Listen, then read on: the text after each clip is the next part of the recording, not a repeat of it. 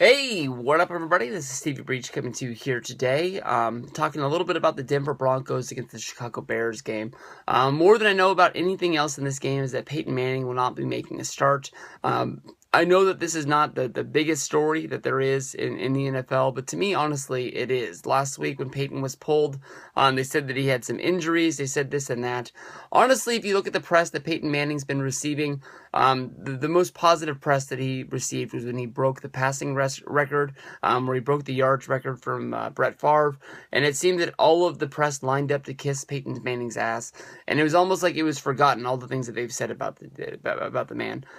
Does he have a problem with his foot? Is it broken? The stories are out, this, that, and the other. The only thing I know is that they've been treating Peyton Manning like he's a second-class citizen, like he's not even one of the best quarterbacks there is in the NFL.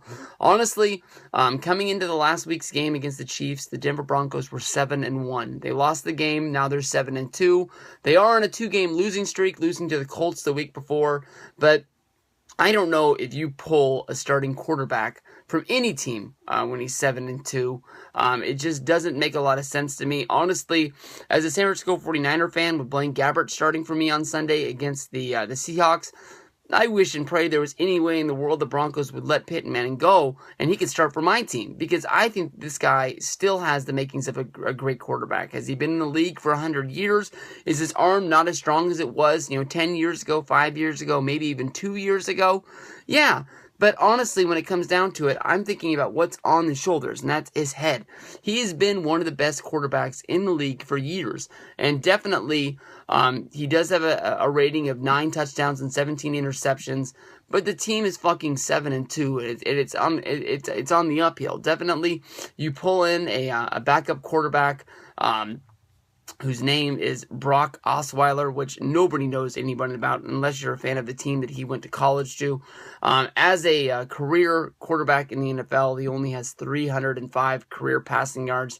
This could be very bad. To go into the Chicago Bears, who have a 4-5 record, but they're not the worst team in the NFL. Actually, there were some people out there who thought the Bears were actually going to be able to stand up to the Packers this year in their division, and maybe even be able to pull one out. But the Bears are hungry.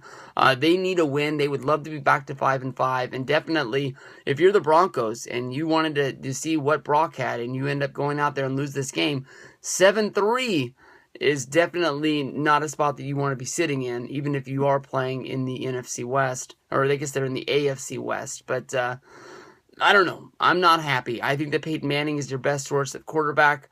I know that they say he has a foot problem, and it is what it is. But that defense is really good, and you don't want to start creating any cracks in that football team. I think that Peyton Manning is your best guy to go with, and I don't understand why he's not playing.